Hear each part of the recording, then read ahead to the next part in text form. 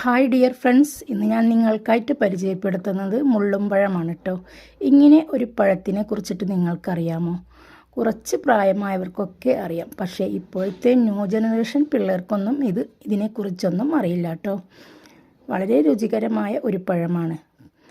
ഞങ്ങളുടെ കുട്ടിക്കാലത്തൊക്കെ സ്കൂളിൽ പോകുമ്പോഴും മദ്രസയിൽ നിന്ന് വരുമ്പോഴൊക്കെ വീട്ടിൽ വരാൻ വൈകും. അതിൻ്റെ കാരണം തന്നെ എന്താണെന്നറിയോ? ഇതുപോലെയുള്ള പഴങ്ങൾ കയറി പറിച്ചിട്ടാവും വരിക. ഇത് പഴുത്ത് കഴിഞ്ഞാൽ നല്ല മധുരാട്ടോ. ഇതിന് പഴുക്കുമ്പോൾ ഒരു കറുത്ത കളറാണ് ഉണ്ടാവുക. നല്ല ടേസ്റ്റാണ് ഇത് കഴിക്കാൻ.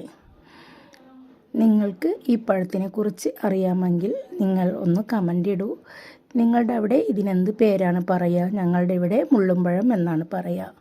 നിങ്ങൾക്ക് ഈ വീഡിയോ ഇഷ്ടമായാൽ ലൈക്ക് ചെയ്യുക, ഷെയർ ചെയ്യുക, കമൻറ്റ് ചെയ്യുക, സബ്സ്ക്രൈബ് ചെയ്യുക. കൂടുതൽ വീഡിയോകളുമായി ഞാൻ വീണ്ടും നിങ്ങളുടെ അടുത്ത് എത്തുന്നതാണ്.